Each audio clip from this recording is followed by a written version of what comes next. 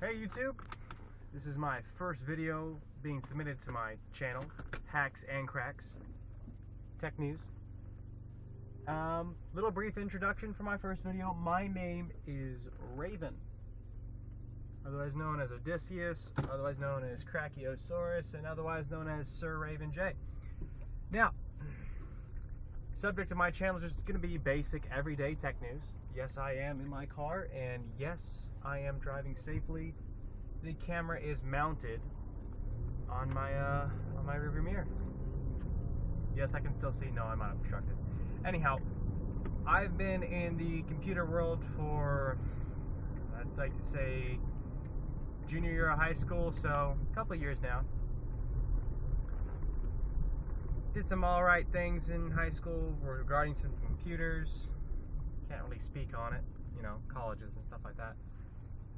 But yeah, I found my love for computers in junior year of high school, and I figured, you know what, I want to share what I know, my knowledge. I want to share that with the world. That's why I started this YouTube channel. What do?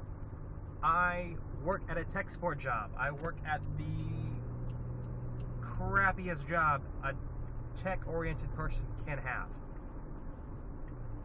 It's really, really, really, really sad. But I digress. Anyhow, no YouTube video would be a real video without content that's based off of the channel that it is. So for example, my channel is going to be based off of tech news, hacks, cracks. If there's a breach on Yahoo or a breach on Gmail, a breach on Netflix, I'll tell you about Netflix in a few upcoming videos, Facebook, PayPal, Twitter, anything along those lines, you guarantee I'm going to be there to tell you about it. Now, first subject is going to be Wardriving. Wardriving is a wonderful, wonderful, wonderful thing. For the average pen tester out there, they probably started somewhere. I started with virus building. I started with malware stuff. I was a script kiddie. I was is the key word. And then I went to Wardriving when I got my first car. I built a Yagi antenna, Y-A-G-I, out of a piece of PVC and some solid core copper wiring. Mounted that to the top of my car, got my laptop, got a little USB Wi-Fi antenna, hooked that into the Yagi, plugged it into my laptop, and downloaded a cool operating system back then known as Backtrack 5. I followed it through R1, R2, and R3, not trying to date myself at all, but wonderful program. And I just started hacking. Standard aircrack-ng, I believe is what the terminal usage is. Sniffing for a wireless, I think it's, what is it? Wired Equivalent Protection, WEP. Easiest encryption to crack for wireless networks. Sorry, you got a lot of idiots out here. So can't really look at the camera that much. WEP networks is the easiest thing to start cracking. Now, I will advise that I'm not telling you to go out there and hack your neighbors. I'm not telling you to go out there and hack your bank and just to say I told you so or say I could do it. I'm saying go out and hack yourself. See how secure you are. Now, Wardriving, I know I really haven't touched on what the definition is, and here it is. Wardriving is the process of being mobile. You don't really have to be driving, it's just in the name. Being mobile and hacking. Specifically Wi-Fi networks. Now it's gone to Bluetooth and RFID with, you know, car unlock, lock codes, such like that. But the basis is Wi-Fi. Now, for example, if I have my laptop, diddly-diddly-doo, and my Wi-Fi antenna on top of my car, and I'm sitting in the hotel parking lot, I'm like, man, my phone data is turned off right now.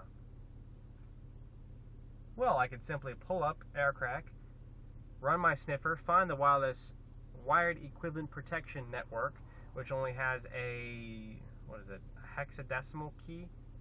Pretty much is, I think it's A through F, and then 0 through 9 are what makes up this key to get in the network.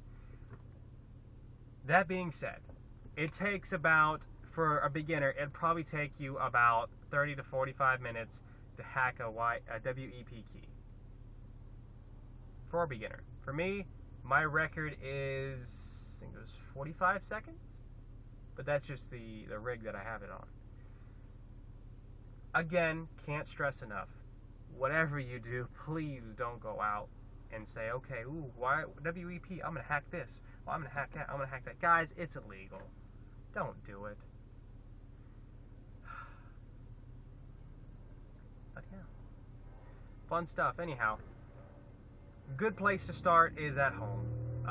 If you buy just a cheap little Netgear router, set up a wireless access point, select WEP as your authentication, and they make programs for Windows, but Linux is going to be your best bet. Kali Linux is, if you're going to do it nowadays, is the OS to get. That is the absolute hacker OS. Comes preloaded with tools.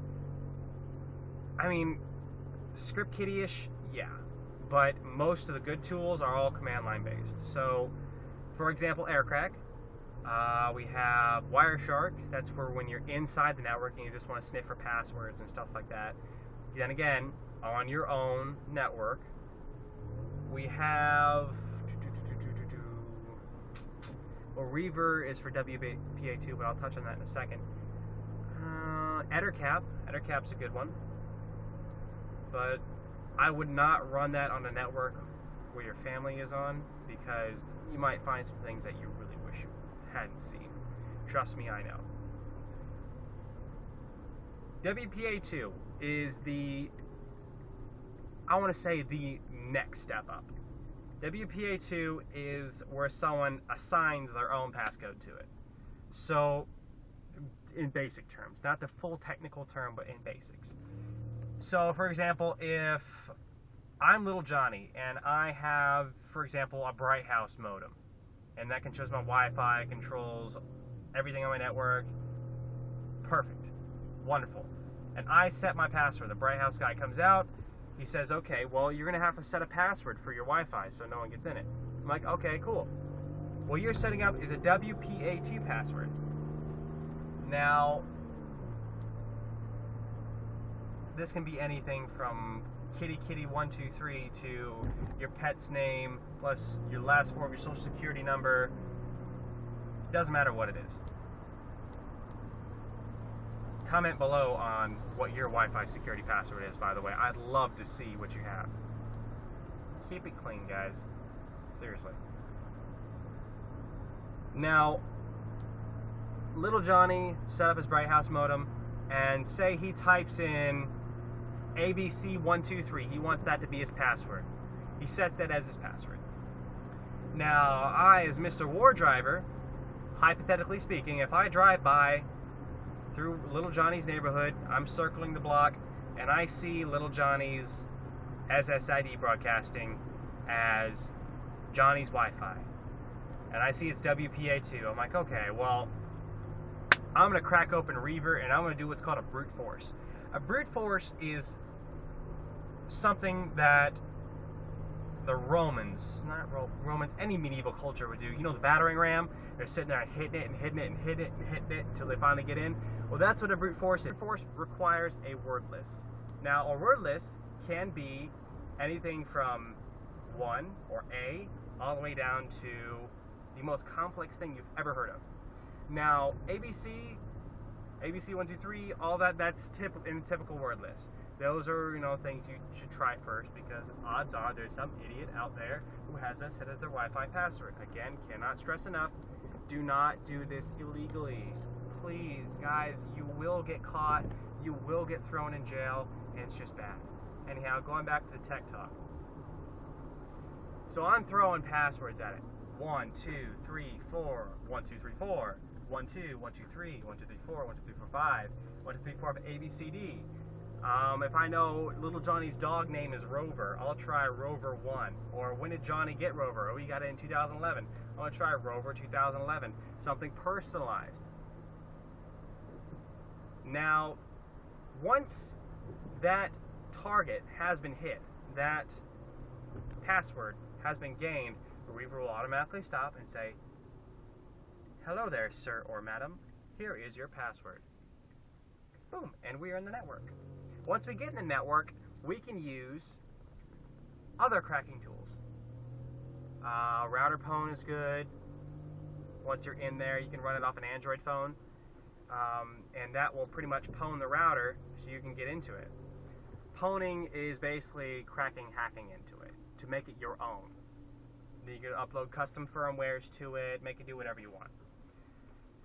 Now, typical stuff, the internet service providers are getting smart nowadays.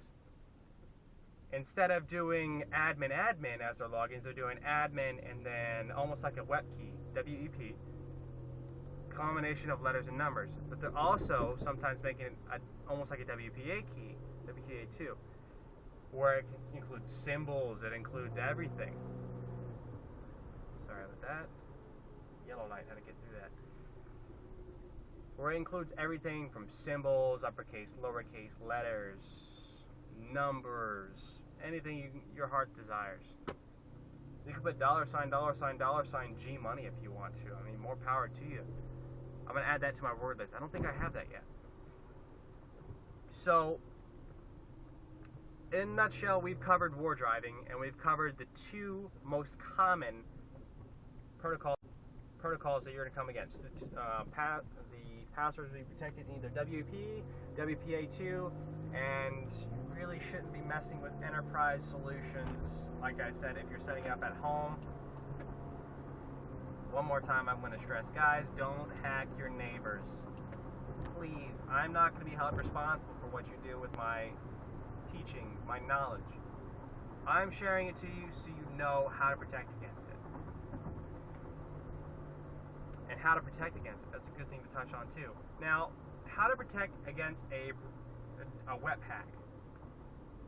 WP. Change it to WPA2. That simple. Change it to WPA2. How to prevent against a WPA2 brute force hack.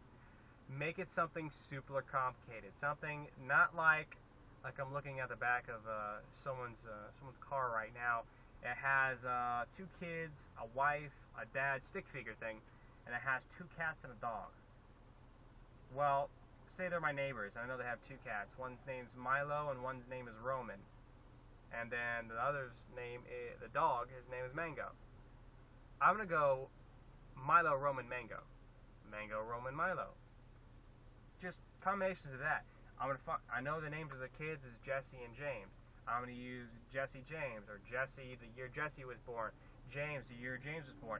That's the attacker mentality. I am going to choose what I think is more along your lines. Now, a lot of people, they do the basic word list where everything in the world is combined, but it takes a long time. The best word list is personalized.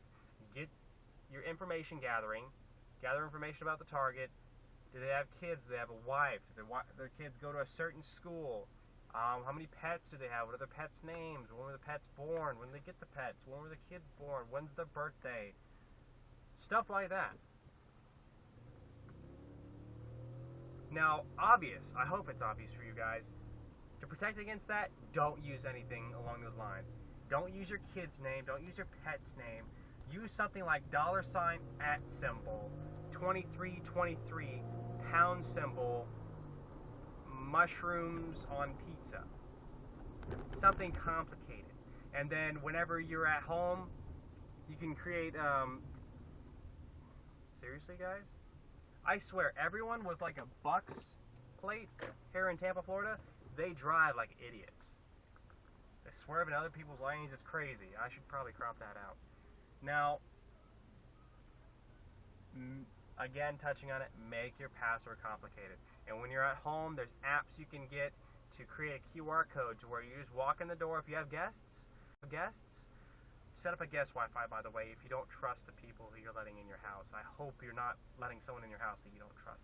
Please, guys, be smart. But set up a QR code to where they scan it, automatically connects into your network, and then boom, there you go. I did it for my house. Whenever you walk into my house, there is a sheet on the front counter. If it's the guests, they'll use the guest network. If it's the family and we got a new phone, we'll use the family network. You scan the QR code, it automatically sets it up for Android. iPhone, the technology is there, but they don't want to implement it. It's stupid. Anyhow, have them scan the QR code and automatically set it up in their phone. Done. No exchange of passwords. Your children are the leak for all your passwords. Ask your kid, hey, do you know mommy or daddy's password to this or this or this? I guarantee you one of them they will know, and it'll probably be the most important one. Apple ID and Gmail. Ask them those passwords. I guarantee you they know it, because those little rugrats are buying in-app purchases on your cards when you're not at home. Check their account statements, guys. If there's something weird from like XJ Star Enterprises or miniclip.com or something like that, that's probably them buying in-app hat purchases, and you probably should lock that down, change your password. But anyhow, don't tell your password to anyone. Keep it secret, keep it complicated, and just be smart, be safe, guys. This is Raven with your Wardriving and Introduction Talk, and I will see you next video. Have a great day.